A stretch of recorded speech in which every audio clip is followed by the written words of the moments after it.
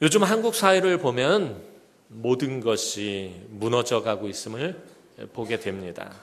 정치, 경제, 또 문화 전반에 걸쳐서 흔들리고 이 중심이 세워져 있지 않습니다. 중심이 없기 때문에 이렇게 흔들리고 있습니다. 정치인들은 얼마 전에 우리가 총선이 있었지만 자기들을 선출해 준 국민들의 뜻도 모르고서 정치를 합니다. 왜 우리 국민들이 자기를 뽑아줬는지 그걸 알아야 되는데 그걸 알지 못하고 그냥 그럼 국민들의 대표잖아요. 그렇잖아요. 정치인들은 우리들의 대표란 말이에요. 그럼 그거에 대한 자부심과 또 품격과 품위를 가지고 국민들을 대변해서 그렇게 정치를 해야 되는데 그냥 아무 막말이나 막 해대고 자기들 사리사욕을 채우기에 급급하고 또 경제인들도 그저 국민들의 돈을 빼앗아서 자기들의 배를 채우는데 혈안이 되어 있습니다. 또 젊은 세대들에게는 외국의 잡스러운 문화와 이 사람들의 이기적이고 삐뚤어진 문화가 우리의 미풍양속을 해치고 삶을 더욱 각박하게 만들어가고 있습니다. 예전에는 이웃 간에 이 담도 얕고 서로가 서로의 자녀들을 돌봐주고요. 예전에는 이제 시골에 가면 울이라고 그랬잖아요. 쌀이나무로 쳐놓은 이렇게 울. 그러면 뭐 다 옆집에 있는 게 다 보여요. 이렇게. 그게 높지가 않기 때문에. 담도 얕고 그래서 서로 아침에 아침 반찬 서로 나눠 먹기도 하고 또 바쁜 일 있으면 서로의 자녀들 돌봐주기도 하고 그렇게 살았었습니다. 배려해주고 도와주며 이웃 사촌이라는 말이 있을 정도로 참 가족같이 한 동네가 한 마을이 그렇게 살았었습니다. 근데 지금은 조금만 마음에 들지 않으면은 바로 이웃집을 그냥 민원을 넣고 아파트 같은 공동주택에 살면서 다른 사람들 절대 배려하지 않고요. 제멋대로 자기들 마음대로 살고 자기 할아버지 아버지 뻘 되는 경비원 아저씨들에게 그냥 막대하고 자기들 종들 대하듯이 대하고 또 층간소음으로 칼부림까지 나고 주차 문제로 서로 주먹다짐을 하고 또 학교에서는 교권이 무너져서 학생들이 교사를 빗자루로 때리며 괴롭히고 약한 아이들은 더욱 학대를 당하고 정말 말로 다 할 수 없는 그런 일들이 이 시대에 자행되고 있습니다. 이 모든 것은 사실 가정이 무너지면서 발생한 일들입니다. 우리나라 이혼율이 50%를 넘어가고 있다는 이야기를 들었습니다. 두 집이 결혼하면 한 집이 이혼을 한다는 얘기입니다. 이혼으로 인해서 그래서 편부스라의 자녀들이 많아지고요. 경제적 어려움으로 부모가 가출해서 조부모가 양육하는 자녀들, 또 어린 소년, 소녀 가장들을 비롯해서 자녀들 조기 교육한답시고 아이들과 아내는 외국에 나가고 혼자 사는 기러기 아빠들이 많습니다. 가정이 제 역할을 하지 못하고 있습니다. 오히려 역기능들이 이 가정들에서 나오고 가정이 너무 많이 무너져 있음을 보게 됩니다. 우리나라 사람에게 가정은 사실 아주 특별한 정서를 가진 곳입니다. 원래 한국 사람들에게 가정의 평안보다 더 소중한 것은 없었고요. 가정의 영광보다 더한 기쁨은 사실 없었습니다. 한 가족 구성원의 경사는 가문의 자랑이었습니다. 못 먹고 못 살던 시대라도 비록 배가 고프고 그렇게 살아도 온 가족이 한 집에 모여서 내일의 꿈과 소망을 가지고 열심히 살던 가정이 이제는 배타적이고 이기적이고 성공을 위한 그런 수단으로 변질되어 버렸습니다. 가정이 무너지면 교회가 무너지고요.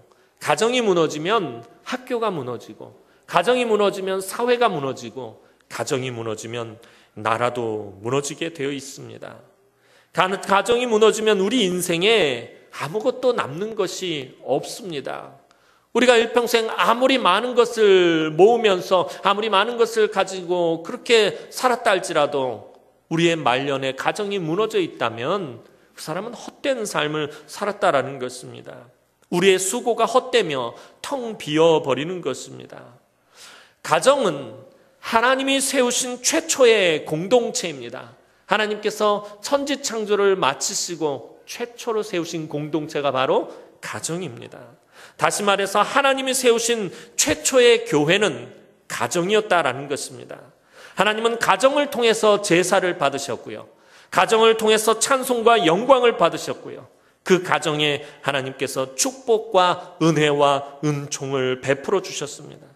따라서 하나님 안에서 가장 귀한 공동체는 바로 가족 공동체입니다.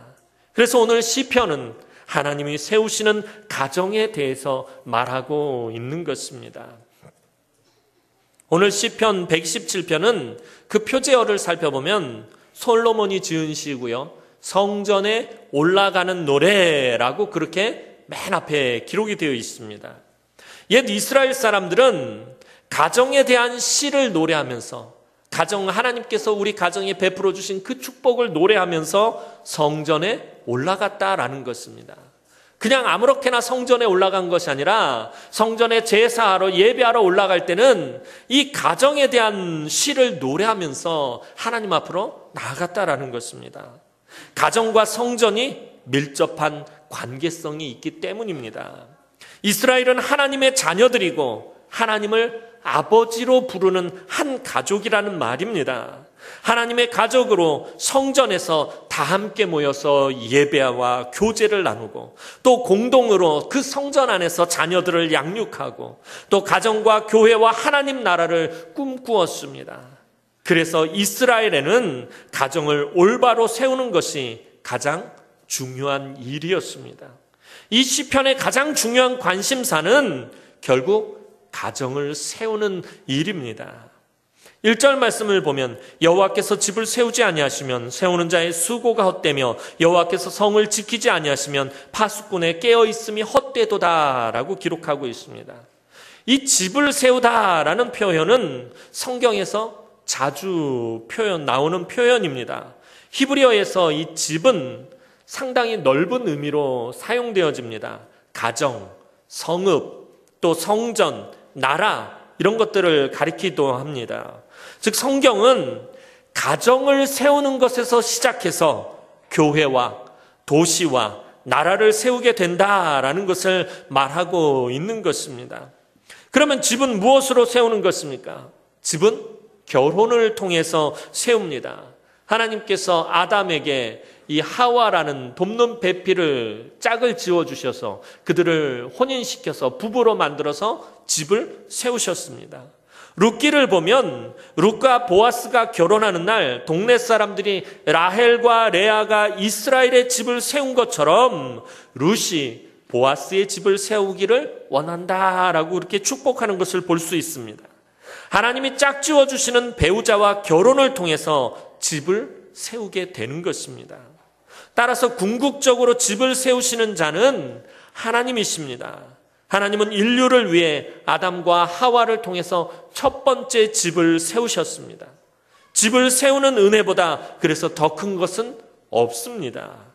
집은 하나님께서 창조 사역을 마치시고 맨 처음 세우신 아주 중요한 기관입니다. 그래서 이 사회, 경제, 교육, 나라 그 어느 것보다도 우선하며 그 어느 것보다도 중요한 것이 바로 가정입니다. 가정은 학교보다 더 중요한 교육기관이고요. 가정은 교회보다 앞서는 신앙의 장이고요. 가정은 국가보다 더 중요한 법과 질서를 지키는 기관입니다. 가정에서 자녀의 교육이 제대로 이루어지지 않으면 학교에서 교육이 제대로 이루어질 수가 없습니다. 가정에서 앞서서 신앙을 배우지 못하면 교회에서 신앙을 바로 가르칠 수가 없습니다. 가정에서 법과 질서가 지켜지지 않으면 나라의 법과 질서가 지켜지지 않는 것입니다. 가정은 그 사회의 문화의 척도입니다. 가정이 건강하고 아름다워야 그 사회의 문화도 건강하고 아름답습니다. 이 모든 것을 종합해 볼 때 가정이 무너지면 학교가 무너지고 교회가 무너지고 국가와 사회와 문화 모든 것이 다 무너지게 되어 있습니다. 하나님은 어느 시대에서나 가정을 바로 세우시려고 합니다. 가정은 하나님의 천지창조 사역의 마침표이기 때문입니다. 오늘 본문은 우리가 이렇게 중요한 가정을 세우려고 노력하더라도 하나님이 우리의 집을 세우지 아니하시면 우리의 수고가 헛되다라고 말하고 있습니다. 여기서 이 헛되다라는 말은 텅 비어있다라는 그런 뜻을 가지고 있습니다. 아무것도 채워져 있지 않다. 아무것도 없이 그냥 비어있다라는 그런 뜻입니다. 우리가 아무리 열심히 세우고 장식하고 우리 가정을 채워 넣어도 하나님이 함께하지 않으면 그저 텅 비어있는 공간이라는 것입니다. 아내도 있고 남편도 있고 자식도 다 있지만 텅 빈 집이라는 것입니다. 여호와께서 집을 세우지 아니하시면 세우는 자의 수고가 헛되다라는 것을 가장 잘 보여주는 것이 바로 바벨탑 사건입니다. 하늘의 꼭대기에 오르는 정말 훌륭하고 높은 집을 세웠지만 모든 사람들이 함께 살지 못하고 흩어지고 언어가 혼잡해지는 헛된 일이 되고 말았다라는 것입니다. 그러나 하나님이 세우시면 이런 역기능들이 나타나지 않습니다. 1절 말씀은 집을 세우는 것에서 시작해서 성을 지키는 것으로 그 의미가 확장이 되고 있습니다.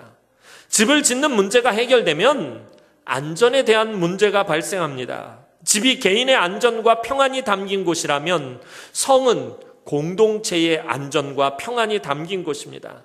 그래서 집은 짓는 것이고 성은 지키는 것입니다. 다시 말해서 잘 세웠지만 지키지 않으면 헛되다라는 것을 오늘 성경은 말하고 있습니다. 잘 세웠으면 잘 지켜야 합니다. 그런데 세우고 지키는 모든 것이 하나님과 연관되어 있습니다. 즉 하나님의 뜻대로 집을 세우고 집을 지켜야 합니다. 이제 2절 말씀 보면 너희가 일찍 일어나고 늦게 누우며 수고의 떡을 먹음이 헛되도다. 그러므로 여호와께서 그의 사랑하시는 자에게 잠을 주시는도다 라고 기록하고 있습니다. 2절에서 일어나고 눕다라는 말은 하루의 모든 일과를 표현하는 말입니다. 새벽부터 밤늦게까지 하루 종일 일하는 것이 헛되다라고 말하고 있습니다. 옛날 이스라엘의 농부나 목자들은 이 새벽같이 들러 나가고 저녁 늦게 돌아와서 비로소 밥을 먹었습니다. 이것이 수고의 떡입니다. 주님의 포도원 비유가 그것입니다. 아침 일찍 포도원에 들어가서 하루 종일 일하고 그 땡볕과 또 그 힘든 일을 다 하고 하루의 품삯인 1데나리온을 받아 그것으로 떡을 사서 들어가면 온 가족이 그 떡을 기다리고 있다가 비로소 떡을 먹습니다. 그것이 수고의 떡입니다. 수고의 떡은 힘든 일을 해서 고통스럽게 얻은 떡이라는 말입니다. 이스라엘 사람들이 적과 꿀이 흐르는 땅에 살았다고 해서 아무런 수고도 없이 고생도 하지 않고 30배, 60배, 100배의 결실을 얻을 수 있었던 것이 아닙니다. 이 수고의 떡에서 수고라는 말은 원전에서는 복수형으로 나와 있습니다. 수고가 많다라는 뜻입니다. 노동을 하지만 기쁨은 없고 계속 걱정과 염려가 있습니다. 오늘 우리가 그러합니다. 우리는 무한 경쟁 사회에 살고 있습니다. 이 시대가 점점 우리와 우리 자녀들을 이 무한 경쟁 속으로 이끌어가고 있습니다. 아이나 어른이나 정말 일찍이 일어나고 늦게 앉아서 수고의 떡을 먹으면서 살고 있다라는 것입니다. 우리 집에도 이제 큰애가 고3인데요. 보면 아침 일찍 일어나가지고 나갔다가 밤늦게 들어옵니다. 밤늦게 다 지쳐서 들어와가지고서는 뭐 간식거리 없나 그때서야 식탁에 앉아서 빵 한 조각 먹고 있는 모습을 보면 다 그것입니다. 또 우리 어른들도 마찬가지입니다. 새벽같이 일어나서 나가서 일하고 밤늦게 들어와서 보면 자녀들이 자고 있을 때 들어와서 그때서 뭐 하나 그냥 간단하게 요기하고 다시 눕는다라는 것입니다. 이것이 수고의 떡입니다. 저와 여러분들 이렇게 수고의 떡을 먹으면서 살고 있습니다. 세상 너무나도 빠르게 진행됩니다. 첨단 과학 문명이 이 시대에 그 이기를 많이 우리가 혜택을 누리고 있지만 그 혜택만큼이나 또한 우리는 피해를 보고 있다라는 것입니다. 편한 만큼 빠른 만큼 우리는 또 힘들어지고 있다라는 것입니다. 비행기를 타고 다른 나라들을 하루면 다녀올 수가 있습니다. KTX가 있어서 서울에서 이 서울과 대구를 반나절이면 왔다 갔다 할 수 있습니다. 가까워졌고 빨라졌고 편해졌는데 오히려 더 바쁘고 일이 더 많아졌습니다. 며칠 걸려 할 일을 하루에 해야 되기 때문입니다. 예전 같으면 서울 가서 볼일 보려면 한 이틀, 2, 3일은 일을 봐야 됐는데 지금 KTX 타고 아침 새벽같이 갔다가 일 다 보고 저녁 되면 돌아올 수 있습니다. 2, 3일에 할 것을 하루에 해야 합니다. 그럼 그만큼 일이 힘들고 바빠졌다라는 것입니다. 일이 더 많아졌다라는 것입니다. 며칠, 몇 주가 걸려야 할 일을 하루나 며칠 새에 해야 되기 때문입니다. 삶을 채우기 위해서 정신없이 일만 하고 있습니다. 우리의 집을 세우기 위해서 새벽부터 밤까지 일만 합니다. 일과를 마치고 집에 들어가면 아이들은 이미 다 자고 있습니다. 예전에 서울에 있을 때 속된 말로 아주 빡센 교회에서 고생을 했던 적이 있습니다. 새벽같이 나가서요, 정말 밤늦게 들어오는데 아이들이 잠들었을 때 나갔다가 아이들이 잠들었을 때 들어가기를 한 몇 달을 한 적이 있습니다. 애들을 교회에서 깨어있을 때 서로 만났는데 얼마나 어색했는지 모릅니다. 서로가 얼굴을 잘 못 보는 것이에요. 볼 새가 없는 것입니다. 여기도 아마 그런 분들 많으실 것입니다. 새벽같이 일 나갔다가 밤늦게 들어오면 아이들 다 자고 있고요. 참 마음이 그렇습니다. 집이 마치 어떤 때 보면 여관 같을 때가 있습니다. 이때 드는 마음이 바로 헛되다라는 것입니다. 하나님이 집을 세우지 아니하시면 모든 것이 참 헛되다라는 마음이 들게 되는 것입니다. 그러나 집을 하나님이 세우시면 우리의 수고가 헛되지 않는다라는 것입니다. 단순히 수고의 떡이 우리에게 고생의 떡이 되지 않는다라는 것입니다. 하나님께서 집을 세우신다라는 말은 다시 말해서 우리가 하나님 안에 있다라는 말입니다. 하나님 안에 있을 때 하나님은 이 수고하는 대조를 이루는 평안한 잠을 주신다라는 것입니다. 우리는 하나님 사랑 안에서 쉼을 얻게 되어 있습니다. 주님은 분명히 말씀하십니다. 마태복음 11장 28절 말씀, 수고하고 무거운 짐진 자들아 다 내게로 오라. 내가 너희를 쉬게 하리라.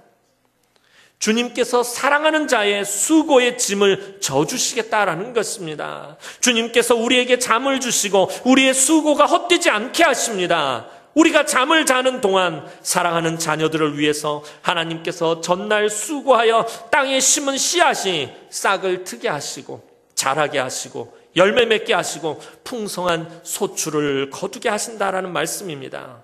이것이 하나님이 세우신 집과 하나님이 지키시는 성에서 사는 자들이 받아 누리는 복인 것입니다. 이제 본문은 집을 세운 뒤 그 집에 거할 자녀들의 이야기로 넘어갑니다.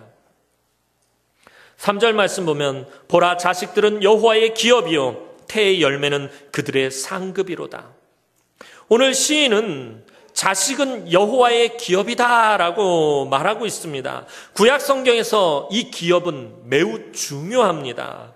기업은 구약 시대 이스라엘에서 물려받은 땅을 말합니다. 하나님은 이스라엘에게 가나안 땅을 기업으로 주셨습니다. 그런데 오늘 본문은 땅만 기업이 아니라 자식도 기업이다라고 말하고 있습니다. 사실 이스라엘의 믿음의 조상인 그들의 가장 중요한 조상인 아브라함에게 하나님께서 약속하신 것이 무엇입니까? 하나님께서 아브라함을 갈대아 우르에서 선택하시고 우를 부르시고 그에게 약속하신 것은 두 가지입니다. 땅에 대한 약속과 아들에 대한 약속입니다.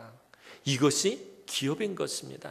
하나님께서 아브라함에게 주시겠다고 약속하신 기업은 가나안 땅과 약속의 후사 둘입니다. 그러니까 자식도 하나님께서 주신 기업이다라는 것입니다. 하나님은 우리들 각자에게 많은 기업을 주셨습니다. 어떤 사람에게는 건강을 기업으로 주셨고 어떤 사람에게는 지식을 기업으로 주셨고 어떤 사람에게는 이 외모를 기업으로 주셨고 어떤 사람에게는 물질을 기업으로 주셨고 어떤 사람에게는 힘을 기업으로 물려받도록 하셨습니다.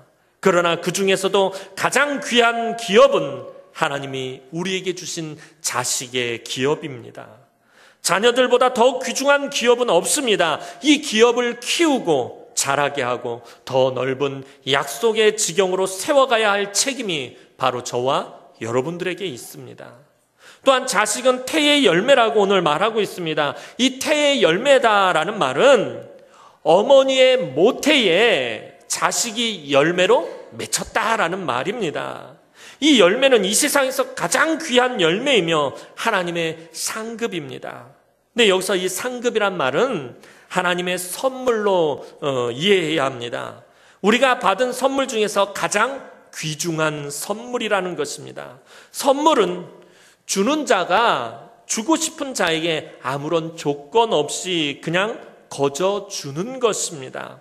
어떤 대가를 바라고 어떤 조건을 걸고 주는 것은 선물이 아니라 그건 뇌물입니다. 어떤 선행을 했다거나 큰 일을 해내었다거나 어떤 공로가 있어서 주시는 것이 아닙니다. 선물은 우리의 외적인 조건과 상관이 없습니다. 내가 무엇을 했는지 그것과 상관없이 하나님께서 우리에게 주시는 것입니다. 그래서 여기서는 상급보다는 선물로 이해하는 것이 더 좋습니다. 우리 중에 자녀가 없는 분들이 있을 수 있습니다. 자녀가 상급이 되면 자녀가 없는 사람은 마치 신앙생활이 부족하거나 또 뭔가 열등한 것처럼 그렇게 되어집니다. 그렇기 때문에 자녀는 선물로 이해해야 합니다. 내가 잘못한 것이 있어서 못 받은 것도 아니고 내가 뭐 잘한 것이 있어서 받은 것이 아니라 하나님의 주권적인 선물입니다. 내가 하나님께 여러 가지 선물을 받았는데 그 선물 중에서 가장 귀한 것입니다. 그래서 혹이라도 우리 성도들 중에 자녀가 아직 없으신 분들은 오늘 말씀에 상처받지 마시기 바랍니다. 그분들은 하나님께서 또 다른 은혜의 선물을 준비해 놓으셨고 하나님 정하신 때에 반드시 귀한 선물을 주실 것입니다. 이어서 4절 5절 말씀 보겠습니다. 젊은 자의 자식은 장사의 수중의 화살 같으니 이것이 그의 화살통에 가득한 자는 복되도다. 그들이 성문에서 그들의 원수와談판을 할 때에 수치를 당하지 아니하리로다. 오늘 성경은 우리의 자녀들이 무엇이라고 말하고 있습니까? 우리의 자녀들이 화살이라고 말하고 있습니다. 그것도 장사의 수중의 화살이라고 말하고 있습니다. 전쟁을 하는 장사에게는 이 화살이 매우 중요한 무기입니다. 전쟁터에서 장사에게 화살이 없으면 멀리서 몰려오는 적들에게 당해낼 수가 없습니다. 오늘날로 치면 전쟁을 하는 군인이 총알이 없으면 어떻게 싸울 수 있겠습니까? 총알이 있어야 전쟁을 치를 수가 있습니다. 이 말을 달리하면요, 자녀들이 부모를 보호해 준다라는 말이 되는 것입니다.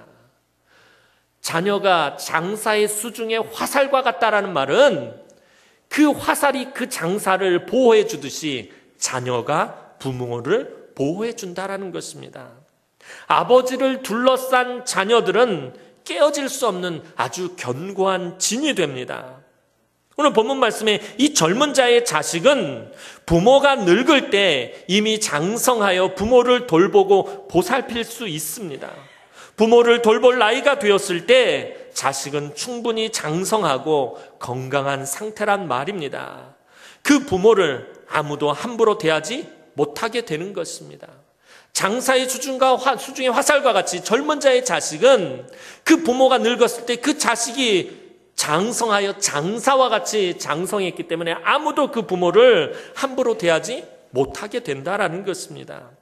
예전에 섬기던 교회에 어떤 권사님에게 아들만 5이 있었습니다. 그래서 주변에 이 집사님 권사님들이 이 농담으로 전생에 무슨 죄를 졌길래 그렇게 아들만 낳냐고 말할 정도로 참 그랬어요. 이 아들 5을 키우기가 얼마나 힘들었는지 모릅니다. 또 이 아들 5이 다 개구지고 다 말썽꾸러기여가지고요, 하루도 성할 날이 없고 하루도 편할 날이 없으셨습니다. 이 5형제를 참 힘들게 키우셨습니다. 이 5형제가 어디 가서 무엇을 망가뜨리거나 부셔버리거나 아이들과 싸우고 때리고 그러면 어김없이 불려가서 이 권사님 사과를 하고 또 변상을 하고 참 많이 힘드셨습니다. 그런데 그 아들들이 장성해서는 그 엄마를 모시고요, 마트에 가고 어디를 가도 그 누구도 그 권사님에게 함부로 대하는 사람이 없었어요. 아들 5이 다 덩치가 이래요. 그래서 엄마, 그러고서는 아들 5이 엄마를 호위하고서는 어딜 가잖아요. 누가 차를 운전하고 가다가 누가 뒤에서 빵빵 그러면서 문을 탁 열고 뭐라고 탁 그러다가 아들 5이 다 고개를 쓱 내밀면은 그냥 휙 가버려요. 마트 같은 데 가서도요, 뭐 이렇게 뭐다 퉁 부딪혀서 쳐다보지도 못해요, 다들.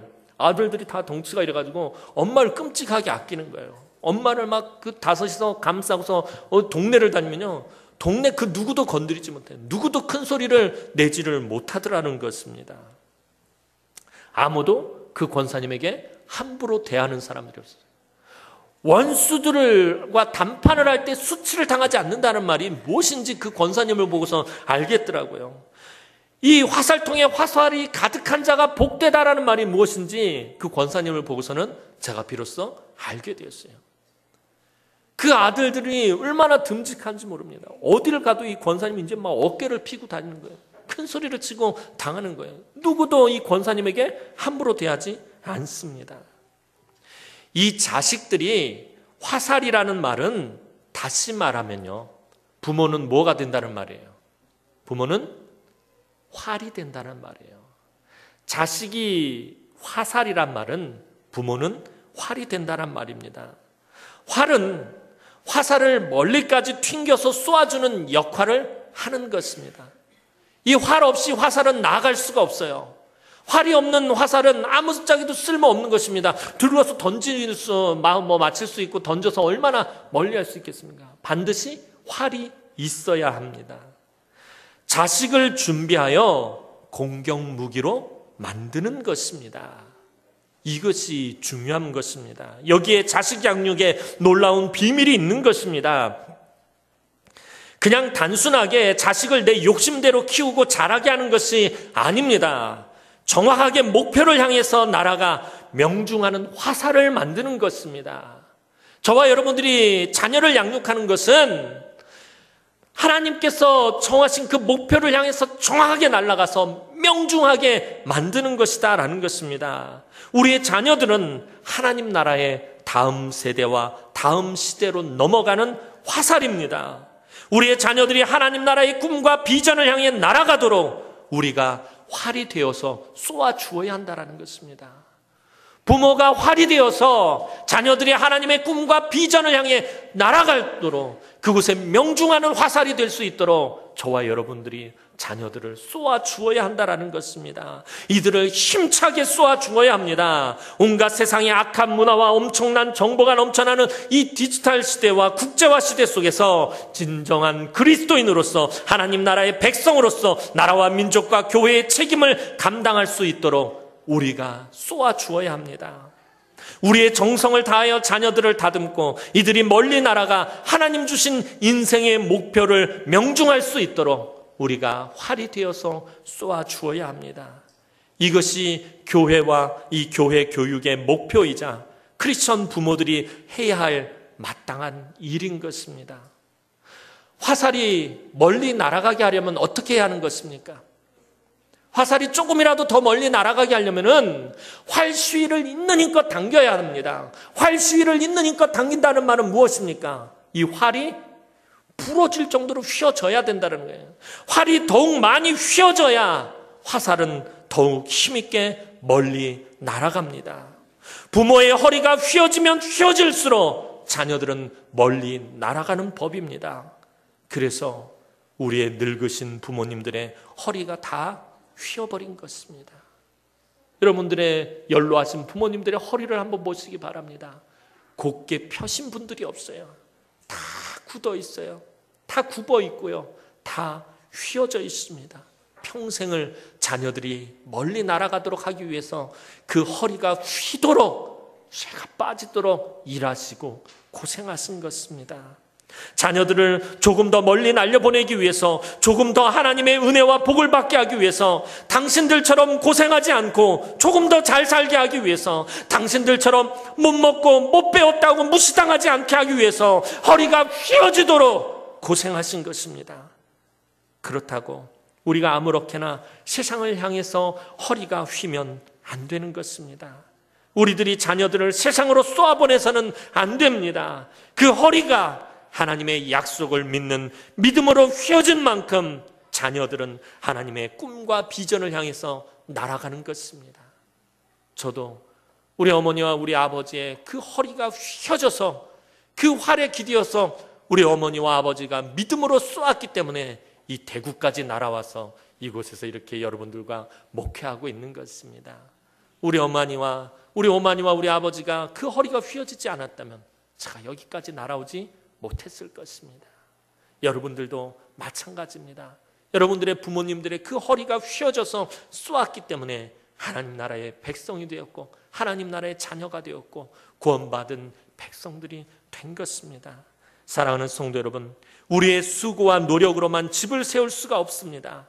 하나님의 도우심이 없이는 아무것도 할 수 없습니다. 하나님은 우리와 함께 일하시기 원하시는 분이십니다. 하나님과 함께 집을 세우고 하나님과 함께 성을 지키기를 원하십니다. 그리고 그것의 핵심은 자녀를 양육하는 데 있습니다. 하나님이 우리의 자녀들을 양육하셔야 합니다. 얼마나 많은 부모들이 돈으로 자녀들의 집을 세워주려다가 망해버렸는지 살펴보시기 바랍니다. 돈으로 자녀들의 집을 세워줄 수 없습니다. 여러분들의 믿음으로, 그 믿음으로 여러분들의 그 허리가 휘어져야 한다는 것입니다. 반드시 하나님이 세우셔야 합니다. 오늘 시편 127편은 솔로몬이 지은 시입니다. 솔로몬은 성전도 짓고 자기 궁궐도 짓고 많은 성벽을 세웠습니다. 그는 나라를 부강한 나라로 만들었습니다. 부강한 나라에 집을 지었습니다. 그러나 그는 말년에 그가 지은 모든 것을 자기 손으로 다 허물어 버렸습니다. 그는 많은 이방 여인들을 사랑했습니다. 그래서 이번에는 그들을 위해서 수많은 이 우상들을 만들고 그 우상의 집들을 세웠습니다. 결국에 나라는 분열이 되어 다시는 합쳐지지 못한 채 망해버리고 이스라엘의 영원한 슬픔의 근원이 되고 말았습니다. 그의 노년에 그가 일생에 세운 모든 것이 다 무너져 내렸습니다. 그의 삶이 헛되고 헛되며 텅 비어버리게 되었습니다. 우리는 우리의 가정을 하나님의 영이 임재하시는 곳으로, 그리스도의 진리와 사랑이 깃드는 곳으로, 상처받은 마음을 치유할 수 있는 곳으로 가꾸어야 합니다. 자식은 여호와의 기업이요 그분의 선물입니다. 우리가 이 기업을 올바로 가꾸고 이 선물을 귀하게 여기지 않으면 우리의 자녀들이 우리를 나중에 원망하게 될 것입니다. 우리의 욕심과 이기심으로 자녀들을 양육한다면 이들은 우리만 미워하는 것이 아니라 결국에 우리 하나님까지 미워하게 될 것입니다. 그래서 하나님의 약속을 향해서 우리의 믿음의 허리를 더욱 휘어서 자녀들을 하나님께 쏘아야 합니다. 또한 자녀된 자들은 부모님을 지키고 공경해야 합니다. 연로하신 부모님들은 질병의 위협과 경제적인 어려움 속에서 살고 있습니다. 장사의 수중의 화살처럼 부모님을 돌보고 지키며 원수와 말할 때 수치를 당하지 않도록 반드시 자녀들은 부모님을 보살펴 드려야 합니다. 오늘 이 세상에는 우리의 집과 우리의 자녀들을 지켜주는 것이 있습니다. 우리 동네를 지키는 자들이 있고 나라를 지키는 자들이 있습니다. 정부가 있고 군인들이 있고 경찰들이 있고 판사들이 있습니다. 하지만 하나님의 보호하심을 절대로 따라올 수는 없습니다. 우리의 도움과 보호하심이 어디에 있습니까? 그것은 오직 천지를 지으시고 나를 만드신 여호와 하나님께 있습니다. 하나님의 도우심과 보살핌과 보호하심이 없이는 우리가 살 수 없습니다. 하나님께서 우리의 집과 우리의 교회와 이 나라를 세워주시고 지켜주셔야 합니다. 오늘 사랑하는 주의 귀한 남흥의 성도들의 집을 하나님께서 세워주시고 하나님께서 교회를 지켜주시고 자녀들이 하나님의 꿈을 향해 힘있게 날아가는 화살과 같은 그런 복된 인생들이 되도록 하나님께서 은혜와 은총을 베풀어 주시기를 주님의 이름으로 축원합니다. 기도드리겠습니다. 사랑과 은혜가 많으신 아버지 하나님, 은혜와 사랑을 진심으로 감사를 드립니다. 하나님께서 집을 세우지 아니하시면 세우는 자의 수고가 헛되고 하나님께서 성을 지키지 아니하시면 파수꾼의 깨어있음이 헛됨을 하나님 이 시간에 고백합니다. 하나님께서 우리의 집을 세워주시고 우리의 교회를 세워주시고 하나님께서 우리의 집을 지켜주시고 우리의 교회를 지켜주옵소서. 아울러 이 나라와 이 민족을 지켜주옵소서. 또 하나님께서 우리에게 기업으로 주신 자녀들을 아버지 하나님, 우리의 믿음의 허리가 더욱 휘어지도록 하나님의 꿈과 비전을 향해서 명중하는 화살이 되도록 하나님 우리들을 인도하여 주옵소서. 또한 우리의 부모님들을 아버지 우리가 잘 보살피고 아버지 하나님 주 안에서 공경할 수 있도록 하나님 은혜와 은총을 베풀어 주셔서 우리 남흥의 귀한 권속들 늘 하나님의 기쁨이 되게 하여 주옵소서. 하나님이 집을 세우고 하나님이 성을 지키는 곳에 귀하게 쓰임받는 우리 남흥의 권속들이 되게 하여 주옵소서. 감사를 드렸고 예수님의 이름으로 기도드리옵나이다. 아멘.